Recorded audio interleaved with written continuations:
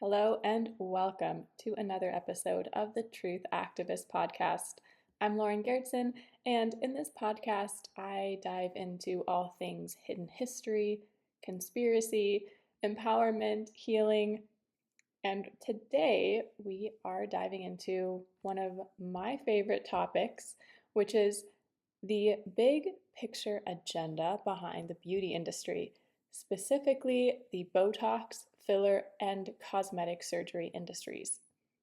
I am going to posit the theory that these industries have a bigger agenda besides that of making billions and billions of dollars, because these are highly lucrative industries.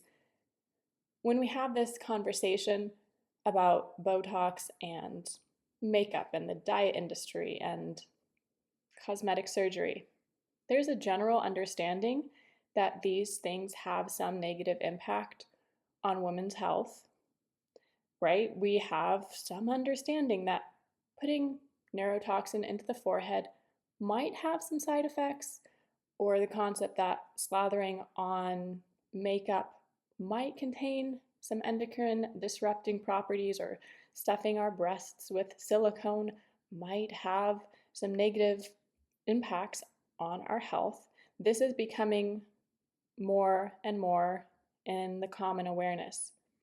But I want to do an even deeper dive. What if there is an agenda through these industries to suppress the evolution of human consciousness on Earth by first suppressing women's intuition? Because what I have observed in my own life, and as I've studied this industry and supported many women through my coaching and through writing my book, The Invisible Corset, is that when women see their bodies as machines to control or enemies with whom they need to fight and subdue, then women lose their intuitive and psychic power. Those become the most controlled women on planet Earth. Women who are locked in this battle of controlling their bodies because they see their bodies as dangers, as enemies. Those are the women who really don't stand much of a chance to get out of the matrix.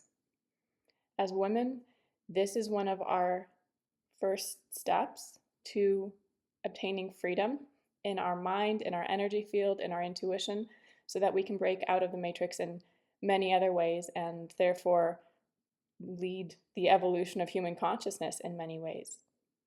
The big shift that has to happen here is for women to see their bodies as wise beings to trust rather than as machines to control. When we have that deep, profound perception shift, our world changes. Our relationship with ourselves and others change. And I see that as one of the most primary routes for women to reclaim their power. It starts with that perception shift. And that involves taking off the invisible corset. I'd like to introduce this concept. It is the analogy that I use in my book, which is called The Invisible Corset: Break Free from Beauty Culture and Embrace Your Radiant Self. This book came out in 2021, and it is more applicable than ever because even in the last few years, we've seen an explosion in Botox and fillers, different cosmetic surgeries designed to emulate now social media filters, and we've seen these procedures being targeted at a younger and younger audience. The invisible corset is a set of beliefs that keep women as uncomfortable and constrained as whalebone corsets once did.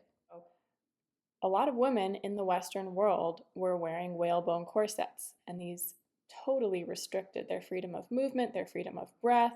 That had implications for their mental health. It could actually change how their rib cage developed. So it was altering the divine and proper function of their skeleton.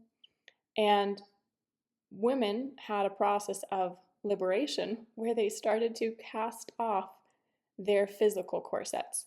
They could breathe easier, literally, they could move easier. They were having a taste of greater freedom.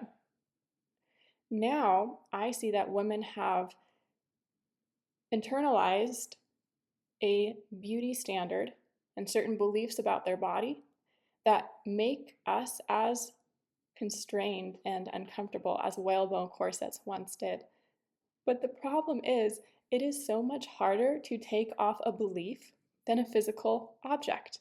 And this is why brainwashing and mind control is a more effective tool than using physical force to coerce a group of people into certain behavior. Because when people are being physically forced into a behavior, we have the opportunity to see an enemy, right? To see how we're being held back or forced against our will. But when there's brainwashing and mind control at play, it's that much harder. What happens is we tend to internalize the brainwashing to such a degree that we think we're acting of our own free will instead of realizing the mental programming at play that is actually coercing us in unseen ways to act against our own best interest. And there is no better example of this in the world today than in the beauty industry, where you will see, I have seen, as somebody who has talked about this topic online for the last 5 or so years, this phenomena of women defending the mutilation, butchering, and massacre of their own bodies in the name of self-empowerment. Women will say, this is my own choice to treat my body this way, to participate in this industry. I'm doing this to become more confident. Well, that's the number one sign of brainwashing or mind control. When objectively we are doing something to harm our health or our financial well-being or to actually hold us back from the life we really desire, and then to defend that as a form of self-empowerment. It's so insidious. And I know how deep it goes because I was really in that. When I was 11 years old, I was already severely anorexic. Now, a lot of that was a control mechanism that I found within my reach to have some sense of power growing up in an abusive home where I felt very powerless.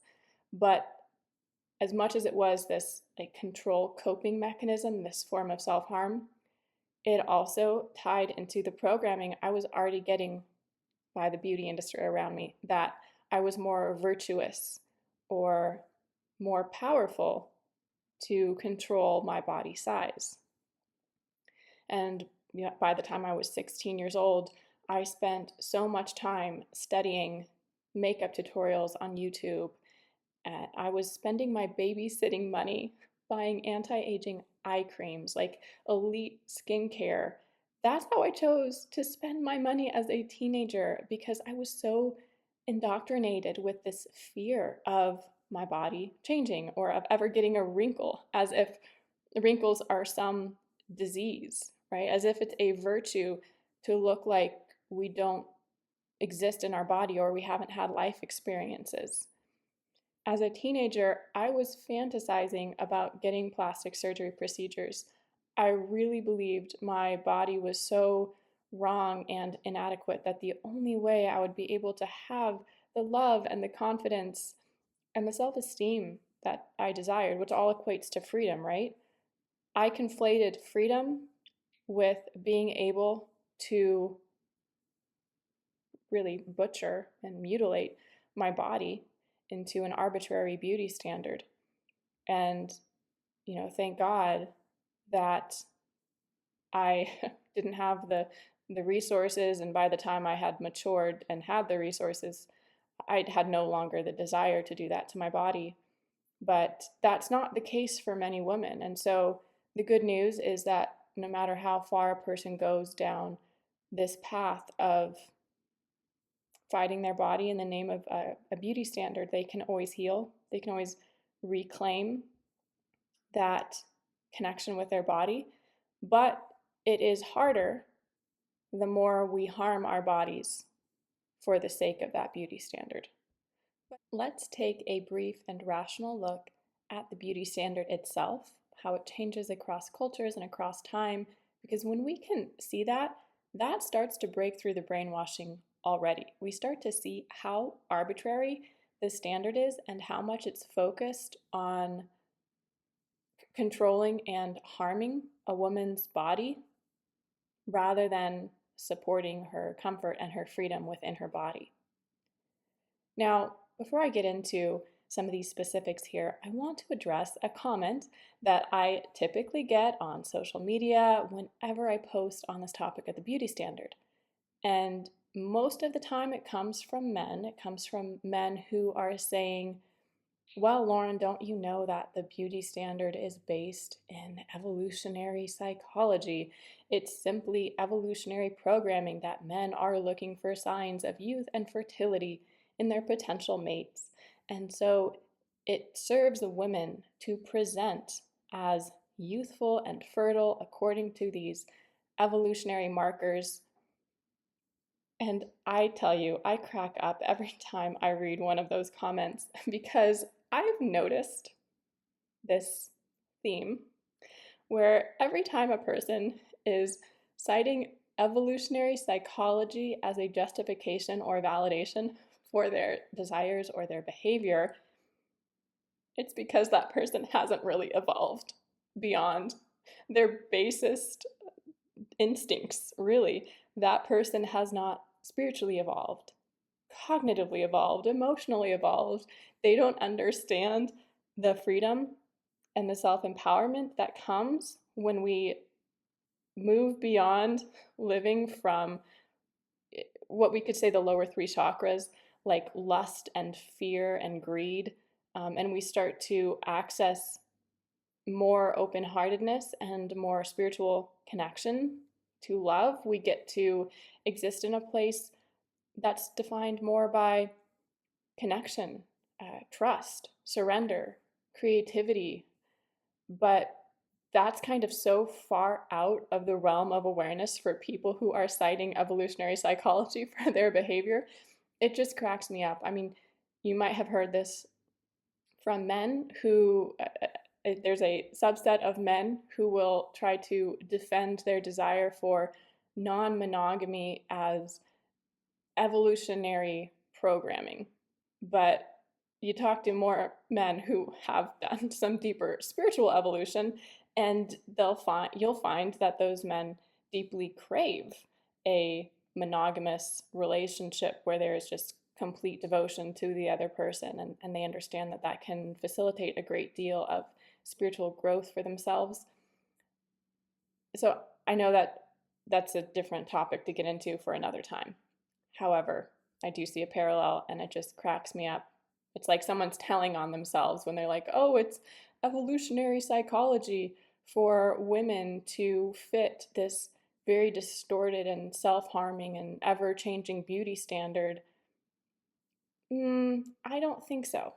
All right, so let's get into how this beauty standard reflects a control agenda of women's intuition and health, okay? Beyond a control agenda of women's finances, which we can see in the world. I mean, women spend more on beauty expenditure than they do on their education.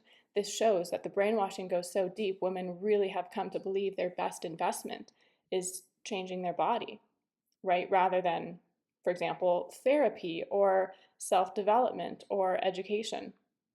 If we look across cultures for the last couple millennia at the beauty standard, we see that this standard encourages physical destruction of the female body. We can talk about foot binding in ancient China, corsets, as I've touched on in Western culture. Now we have eating disorders, we have carcinogenic beauty products, we have neurotoxins, we have procedures that have a risk of death involved. How is this in alignment with evolutionary psychology, which would want to preserve the biological and healthful integrity of the female body. This is absolutely out of alignment with what is in the best interest of a woman's health and the health of her offspring as well. The features that have been glorified through the beauty standard are often those that create physical destruction, physical handicap, even mental handicap of women.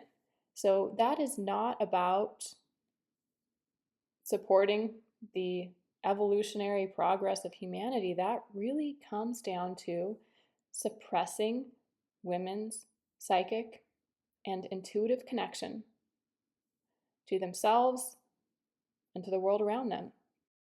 As I've talked about in the last podcast episode I did on why women are humanity's natural spiritual leaders, Indigenous cultures recognized that it was women's role to lead men to their souls, that men needed the interface of committing themselves in service to women, children, animals, and nature in order to commit themselves to God, whereas women's biology inclines them to be better able to directly commit themselves in service to a higher power.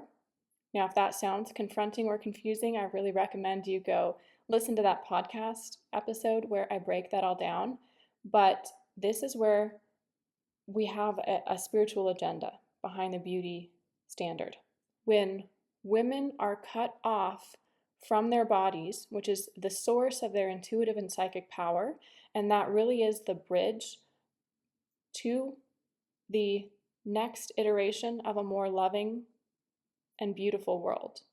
That bridge is in the form of intuition and psychic connection to a deeper love. Well, when you cut women off from that bridge by severing their trust in their own body, then by extension, you also cut men off from that spiritual power, which is supposed to inspire their own spiritual evolution. So, truly, the most effective way to keep all of humanity in the matrix is to pit women at war against their own bodies that cuts them off from God. Women access God through their body. You cut women off from God, you curtail men's inspiration to connect with God and their own souls. Okay? So that's the big spiritual picture here. Let me get back on track and talk about some specifics of how the beauty standard has caused this huge divorce rate between women and their bodies. Let's go back to the 1500s in Europe, for example, where we see women have completely bound their breasts to look prepubescent. So you want to sell me the story that the beauty standard is about women looking fertile and appealing to men's evolutionary programming? This argument simply does not hold up under any scrutiny, under any understanding of how the beauty standard changes throughout history, right? Like, talk about lymphatic problems, talk about potential breast cancer. You have women totally binding their breasts. Then, if you look at pictures, portraits, paintings from this time as well, you'll see that women would pluck their forehead, pluck their hairline, even back behind their ears, to create a look we wouldn't find very attractive now for our beauty standard. But back then, that was the height of attractiveness, to pluck out half of your hairline. So if the beauty standard really is based in biology, why does it change so much? Why does it change so much across cultures? Why at any point would tiny feet that have been broken, wounded, reformed, that women could barely walk on, how could that be seen as a beautiful at any point in time? Yet that was the epitome of the beauty standard in ancient China. That could only be seen as beautiful by someone who has been literally programmed to hate female autonomy, to hate female health and well-being. But if you look back at that time period, you have both men and women thinking that was an epitome of beauty. That's a sign that those people had been programmed to hate female autonomy and power. And I tell you, that parallel still exists today. You have women and men who think it's more beautiful when a woman can't emotionally emote with her face because it has been paralyzed. Men and women often think that this is beautiful. But this could only be seen as beautiful by someone who was brainwashed to hate female power, to hate the natural divine expression of the female body. Like, what does this say about our culture? And I know that can be very confronting to hear. I'm somebody who I had to do a lot of deprogramming work. So I know how confronting it can be when I thought that a virtue was, let me say it this way, when I thought I was expressing a virtue when I was actually expressing a manifestation of self-hate that had been programmed into me. And we certainly see that in the beauty culture, the beauty industry. Okay, let's take another historical look at the beauty standard. Let's go to the 1700s we'll stay in Europe here. Women would powder their hair to make their hair look gray. And you're going to tell me that the beauty standard is about appearing youthful? Well, youthful would be naturally colored, hair before it has gone gray. Yet look at pictures of Marie Antoinette. Okay, these elite ladies at those times would powder their hair to look gray. They would paint their faces white with makeup that contained lead, so they looked like almost sickly. Actually, in some time periods, it was considered beautiful to look like you had tuberculosis. Like, it gave you this super, super pale, ethereal look to the face and rosy cheeks. And so that's another example of the beauty standard has actually epitomized in many ways illness as a pinnacle of beauty. Like, we can see that with eating disorders these days. There were times in my life before I had come out of this brainwashing that I considered my body most beautiful when I had just had the stomach flu and I had lost a whole lot of weight. Well, I was sick, but the programming in my mind told me I was more beautiful than when I was healthy, right? And we can see this, many examples of this throughout history. Let's go forward a century. We'll stay in Western culture, and we have corsets. Women wearing corsets so tight that it compromised their movement, breathing, and bone structure, as I have mentioned. Now let's move forward to the 1900s. I know that sounds like so long ago. Let's go back 30 years and examine the Western beauty standard at that time. We have the term heroin chic actually coming into common parlance again. Talk about idealizing illness as the epitome of beauty. If you remember, we had catwalk models like Kate Moss who were so thin, but so many women saw that as the ideal for their own body. So a lot of women would diet to the point that they would lose their periods. Their hormones would go into total chaos because they were idealizing a standard that was actually totally antagonistic to female health. Now, a big part of this, and this is going to sound like big news if you haven't been following any of my work or podcast to this point, but a big part of this was elite gender inversion that was happening in Hollywood, in the fashion world. And so women were unknowingly comparing their bodies to male bodies.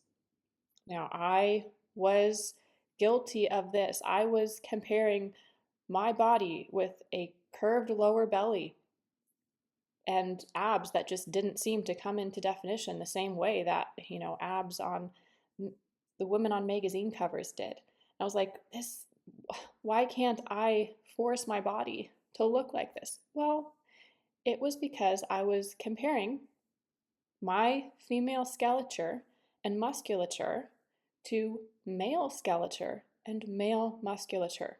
Now, I know this can sound very shocking for people who are hearing about it for the first time, but in many uber wealthy and like quote elite circles, Satanism is a practiced organized religion. And just like other religions have their own rituals that they do to children non-consensually, it's because it's just part of like the nature of organized religion to recruit children into your belief system. That happens in Satanism.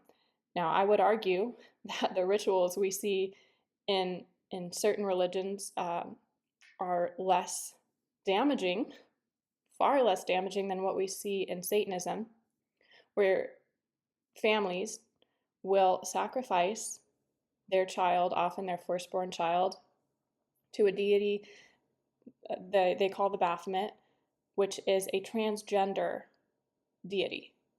It is transhuman and transgender, which tells you a lot about their values, because the religion of Satanism is organized around the belief that transcending and conquering the natural creation is a form of spiritual liberation. So for them, things like genetically modified foods, genetically modified medicines, genetically modified humans, transhumanism is their religion.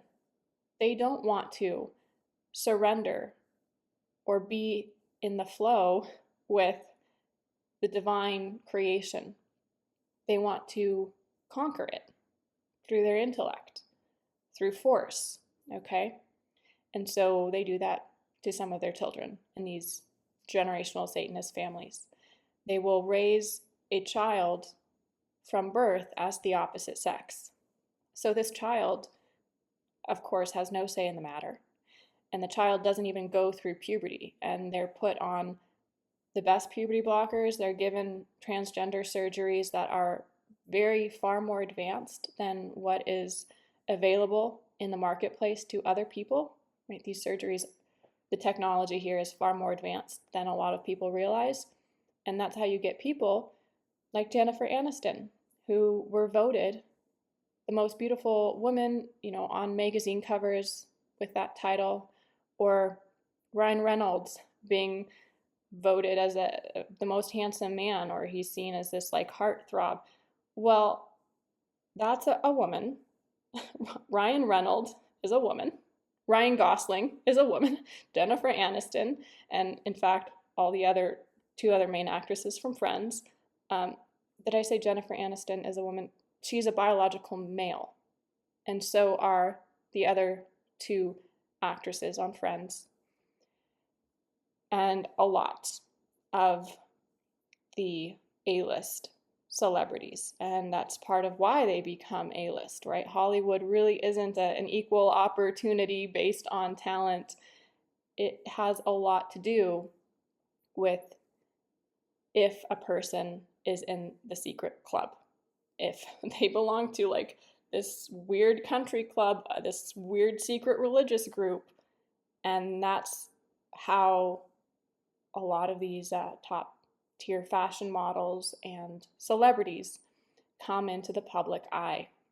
And then, of course, the powers that be desire that. There is an agenda to distort the natural sense of what is male and what is female.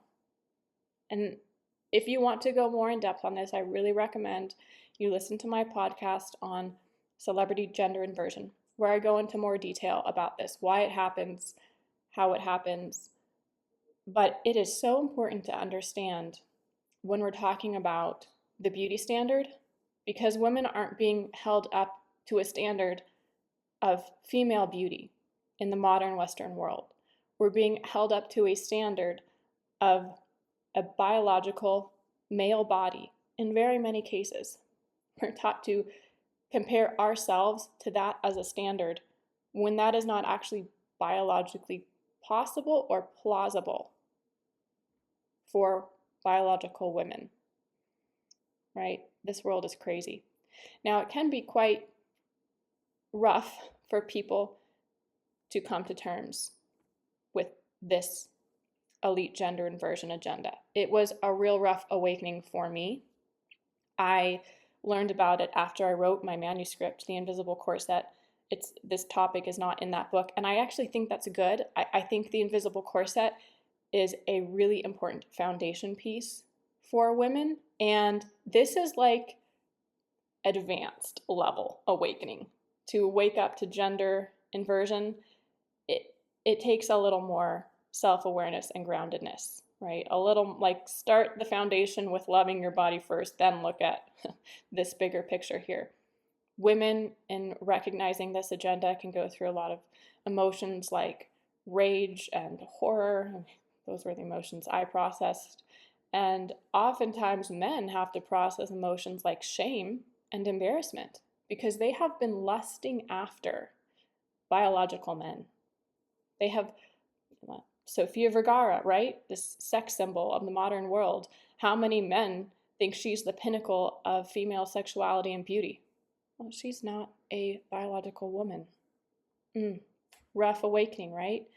So it's just really important for humanity to realize that this modern Western beauty standard is so far divorced from female biology that no wonder it is leading so many women to try to divorce their body because they hate their body so much.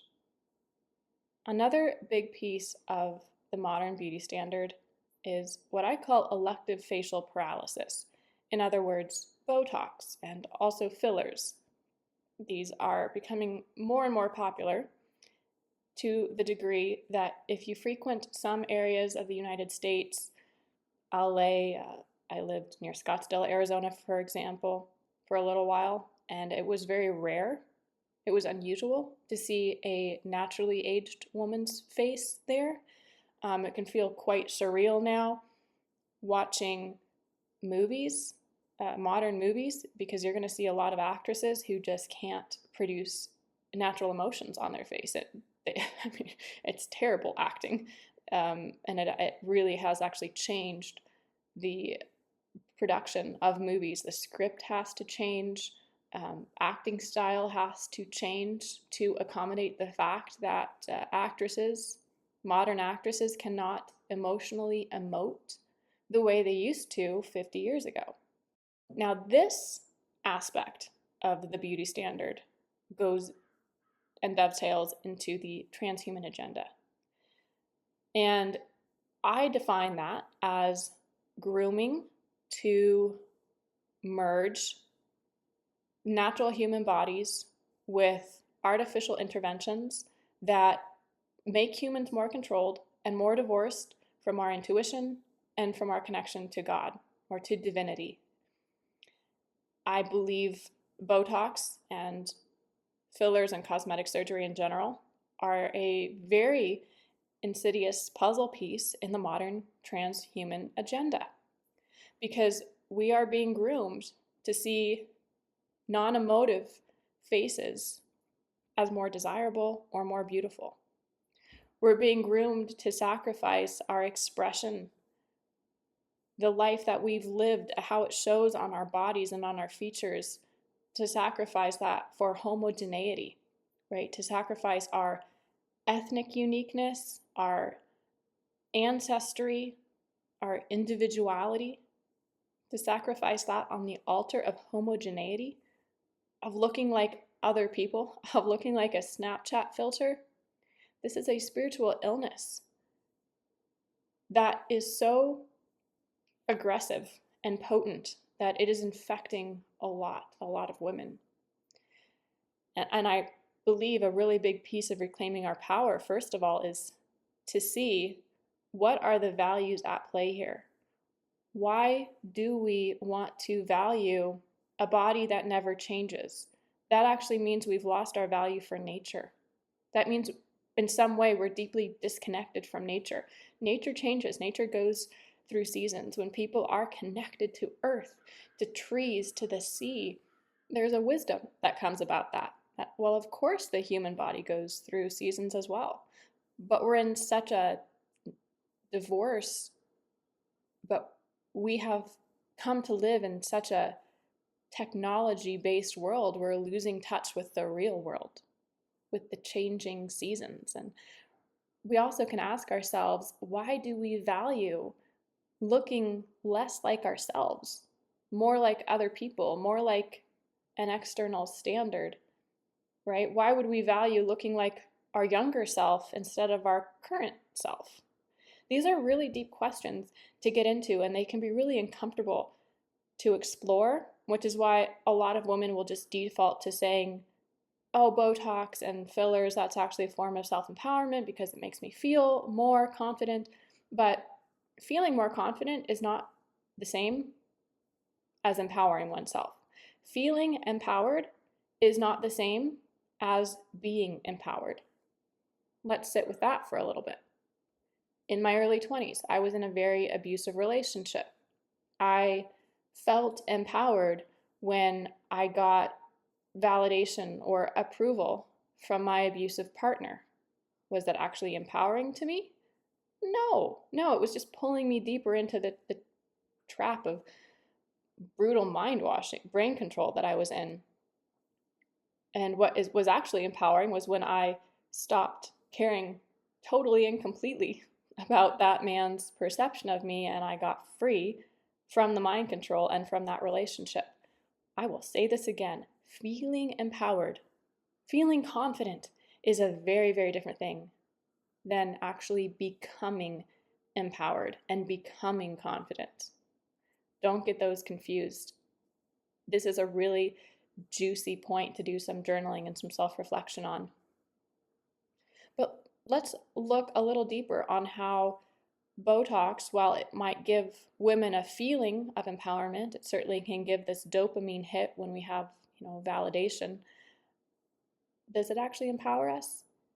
Studies show that Botox injections in the forehead changes how the brain processes emotions. And that's because human biology is so intricate and beautiful that our facial expressions are tied in to our emotional processing. This is why there are studies done that show if you force a person to smile, they're going to start feeling happier because their mind is responding to the expression that is being shown on their face. Well, vice versa. If you can't show expressivity on your face, that's going to alter one's emotional processing. So in this way, Botox is shown to decrease a person's empathy. This is where we're talk about transhuman and some disturbing agendas here. And this ties into the phenomena of mirror neurons. And when we're conversing with somebody, we tend to mirror their facial expressions naturally. And this gives us a taste of the emotion that they're experiencing. Now, this is happening on a subtle and subconscious level. It's not like we're trying to match their facial expressivity, but talk about evolutionary psychology. This is how human connection evolved over millennia, where we could have a shared emotional experience by mirroring another person's facial expression. What happens when a person freezes their face so they can't mirror those expressions? Their mirror neurons don't activate, and that decreases their empathetic understanding for another human being. Another important piece here is that it is absolutely essential for infants and children to see the full range of microexpressions on their caregiver's face. Dr. Stephen Porges created the polyvagal theory, which is very, very high level, and I have not read his full book, but I have dived into some of his lectures where he discusses the microexpressions around the eyes and the nose and the mouth, and how this is tied into the parasympathetic state of our nervous system. So when we are in a relaxed parasympathetic mode, in other words, when we are not being a threat to another person, when we're relaxed, we're in a place of connection rather than being a threat, the small muscles around our eyes especially are going to emit these micro expressions that are picked up at a subconscious level by the person with whom we're communicating. And as a result, their nervous system gets the message, oh, this is a safe person. This is a friendly person. They're not about to attack me. I'm safe with them. We can deepen the connection. because of the microexpressions on their face that's conveying information about their nervous system. So, what happens when we halt those microexpressions on the face? Other people, their nervous system at a subconscious level is not getting these signals of safety. And that can impact our own nervous system, our own experience of safety. I certainly have had this experience of feeling like unsettled when I'm talking to a woman with a frozen face. It's almost like I can't get a full read. And this is happening at a very like subconscious intuitive level for me. It's not like on a conscious level I'm thinking I'm not safe with this person. I just feel unsettled. I feel ungrounded. Could that be because my nervous system is looking for but not finding those micro expressions on her face that tell me she's safe, she's not a threat, she's in a state of parasympathetic connection? I believe that could be a big piece of it. Those emotional expressions are important for conveying and deepening connection. So, this also goes into what are the values that are important to a person. Some women will argue that getting Botox allows them to further their career or stay relevant in their career, particularly if they're in the media. And to that, I would say, but you're making a choice to actively hijack other people's connection to you. You're making a choice to impede other people's nervous system relaxation in your presence. Is that really serving your career? Is that really serving the connection that you want to create in the world? No, I think that backfires. And going back to the point about children and babies needing to see these micro expressions, it's because those micro expressions help convey to a child's nervous system, you're safe, you can relax, you can be in a parasympathetic state because I, your caretaker, am in a parasympathetic state. And these messages are conveyed by those micro expressions. But we can't access or emote those expressions when we undergo elective facial paralysis. As I have researched the beauty industry and the beauty standard, I have come to the conclusion that this industry is not at all about beauty. It's certainly not about health either. I think it's about convincing women to wage war on our bodies. Because when a woman turns her greatest spiritual strength against herself, she is using that spiritual strength to destroy her connection to God and her intuition and her connection to community and to those she loves. She's using her strength to destroy all that which would bring love and fulfillment into her life. On the flip side, when a woman heals the relationship with her body and she sees her body as a soulmate, as a wise and beloved partner in her life who is there with her every step of the way and conveying a wisdom beyond that which she can intellectually comprehend. When she can relate to her body in that way, she steps into the full breadth and power of her intuition, her psychic ability, her magnetism, her joy, her self-expression, her creativity. And that's a woman who breaks the matrix. That is a woman who heals the world. That is a woman who steps into her rightful position as spiritual leader, oracle, guide, and wise counselor for her community. It's also worth sitting with and considering the importance that you place on the appearance of youth. Whether you're a woman trying to look more youthful, whether you're a man who believes that women are more desirable and attractive when they're young, where is this coming from? Is it really biological programming? Because I would argue that a woman who has truly stepped into herself, into her soul, into her spiritual power, she becomes more magnetic with time. There is a energetic radiance and magnetism that is far more palpable and powerful than physical appearance, because it can actually be felt when a person is not even seeing that woman. She can walk into the room and the whole room sees it. She can walk into a stadium and everyone feels it, even if they aren't close enough to see whether or not she has lines on her face or the exact curvature of her body. Truly, energy speaks louder than appearances. And I argue that when women are chasing the appearance of youth, that's because they have no tangible experience, no practical understanding of their own energetic power. So they fall into this cultural lie that appearing youthful gives them power, when in fact it only further traps them into the matrix. Maybe it opens some doors within the matrix. Does it actually make them powerful though? If you're trapped within a system and you don't have the power to change it, you don't have the guts or the courage to leave that system, are you powerful? I certainly don't think so.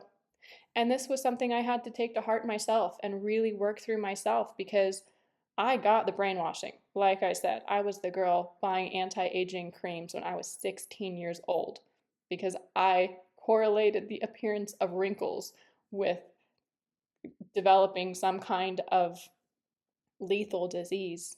That's how deep the fear went for me.